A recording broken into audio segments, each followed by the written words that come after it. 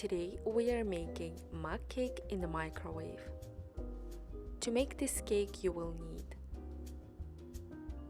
1/4 of teaspoon baking powder, 6 tablespoons of flour, 4 tablespoons of granulated sugar, a pinch of salt, 2 tablespoons of cacao powder, 1 teaspoon of pure vanilla extract, 2 tablespoons of coconut oil, and 6 tablespoons of milk of your choice. I am using coconut milk.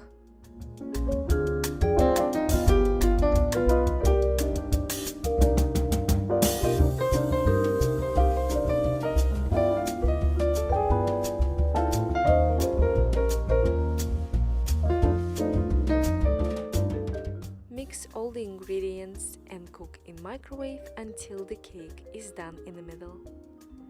It will take about 1 minute and 45 seconds. This cake is super easy and very delicious to make.